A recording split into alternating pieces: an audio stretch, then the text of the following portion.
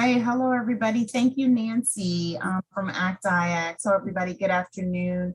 This is the Acquisition Working Group in strategic partnership with ACT-IAC, along with our DHS CISA partners. We wanted to come and give you all a status update and re-thank you for kicking us off on September 21st of 2021.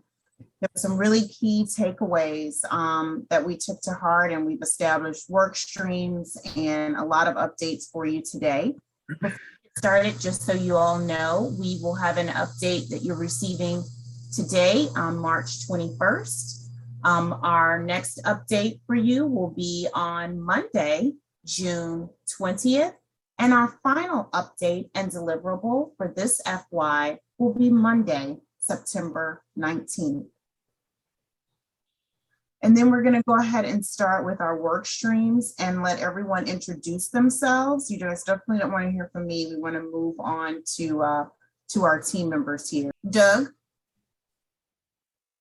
Great, thanks. So, so just looking at the leadership team, and how we support the broader ACOP, you can see on this chart, Alan Hill being our executive sponsor, and then we've organized in true, government industry partnership fashion with 3 government chairs you can see on the bottom left, and then myself and Chad Jones as our industry chairs, really trying to make sure we've got strong industry participation in everything that this working group is generating over the coming year.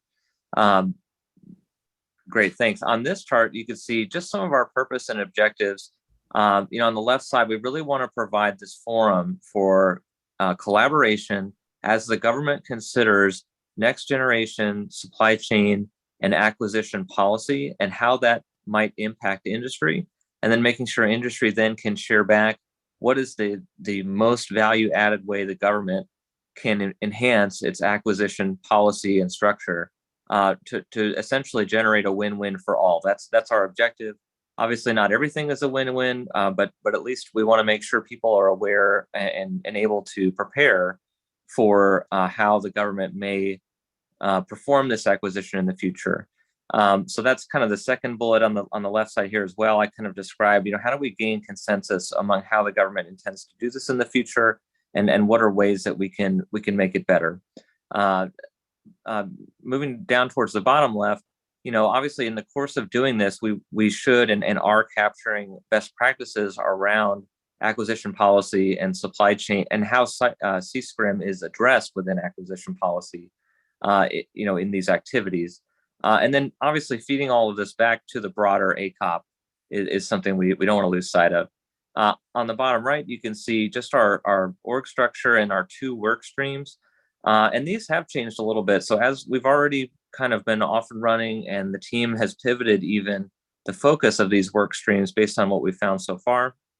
So you can see that we've got the state of C-SCRM, basically looking at and interviewing primarily industry participants to understand today's C-SCRM acquisition pain points and kind of where those C-SCRM risks are appearing, and maybe where they're either being addressed or not being addressed in current policy. And then on the right side, really thinking about policy and what is the current landscape of C-SCRM acquisition policy out there, and then even thinking through into specific scenarios about where those policies maybe fall short or maybe don't. And there is, I'll just lastly mention that there is a desire to have lateral crosstalk between the work streams, in that on the left side, in the state of C-SCRM, we are identifying pain points within today's C-SCRM activities, like perhaps where risks are being not addressed, and even perhaps the lack of a policy in a certain area, and then feeding that to the right side to say, hey, are we aware of a policy that covers this pain point?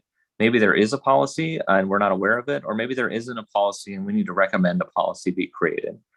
So with that, I'll toss it over to Kimberly to cover our first work stream. Thanks, Doug. Good afternoon. I'm Kimberly Perlia with Aveshka and the industry lead for Workstream 1. We're excited at the approach for engaging industry on C-SCRM, and specifically focusing on the challenges our government partners have laid out. We're doing a dual approach for stakeholder engagement through various data gathering sessions, including surveys, one-on-one and group sessions, and data and gap analysis to identify companies that are focused on SCRM and C-SCRM delivery today. The goal is to ensure that we are engaging industry partners that can provide direct feedback in terms of the complexity to the services offered and how industry will be impacted by transitioning requirements. As part of the industry partner identification process, we are including company demographics, questions, and criteria such as business size and socioeconomic category, as well as business type, including end-to-end IT services, value-added resellers, and cybersecurity niche providers. This will ensure we have a full representation from large, mid-size, and small business partners across delivery areas. In our discussions and workstream approach to date, we recognized that some of the challenges documented may impact industry partners differently, depending on that corporate demographic. As a result, we are ensuring we can capture as much diversity information as possible. Within the engagement sessions, our data gathering efforts will focus on the challenges already identified and allow stakeholder participants to rack and stack priorities based on their current experience of the environment. As part of our outcomes for the work stream, we are evaluating elements that will be most effective to government to assess decision support in terms of C-SCRM acquisition planning for the future and how we will address continuing improvement strategies. Open to any questions, and with that, I'll turn it over to Frank Reyes and Workstream 2. Thank you, Kimberly. And yes, my name is Frank Reyes. I'm at Amazon Web Services, and I'm also the co-lead for the agency and policy workstream. And so in our workstream, the team looks at the work we're doing as an early warning insight to what agencies and industry are going to react to the policies in C-SCRM coming down there. And ultimately, what we want to do is we want to provide practical recommendations for integration points for these policies throughout all of government. So far within this effort, we've gathered as a team to look at the ideal future state of what a C-SCRM acquisition process would look like. From that vision, or in those scenarios of visions we've taken from, we created ways to overcome them. What are some of the blockers and what are some of the enablers of those things? And finally, what we plan to do, and our ultimate end state, is going to be selecting 3 topics that are informed by the interviews that Kimberly's workstream is working on to research and provide recommendations to the federal government and our industry partners. Initially, we've already have some findings. From our research and our interviews and our discussions, there are concerns from both industry standpoint, and you can see them here in the chart, and there's also concerns from our practitioners.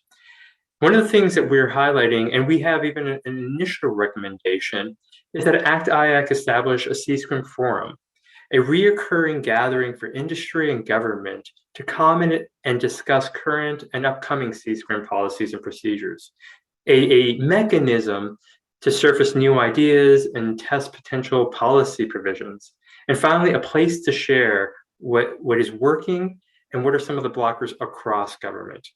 We hope to expand upon this and further recommendations as we move forward in our work stream. Thank you so much. I'll be turning this back over to the team. Hey, thanks, Frank. And this is Chad Jones, one of the industry co-chairs with Doug that you met a few minutes ago. I want to talk to you a little bit about Shark Tank and our proposition for the Shark Tank activity. Our goal is to figure out how to force multiply this set of solutions, or at least address the requirements and solutions around the collective good focused on supply chain risk management. We think that the hypothesis here, by addressing a larger scale of personnel, that we can introduce an array of ideas to approach this process As Doug mentioned a few minutes ago, everything from policy to how we interact with government and also the industry perspective on this is going to be critical. So a couple of things that we're doing is first of all, we're rallying around a problem statement. And at the very bottom of the slide, you can see the problem statement that focuses on how to get predictive within this process. We are focused on the foundational tenets to create a predictive supply chain risk management process. So we want to be able to predict when vulnerabilities may occur versus in lieu of reacting to these events. And I think we can all say that's probably a goal of ours. Let's predict before something happens. Let's address something before it happens versus the reactionary process. So with this, there's a couple of tasks that are underway right now to already drive this process. So we've set a target date out in the beginning of June to hold this Shark Tank activity.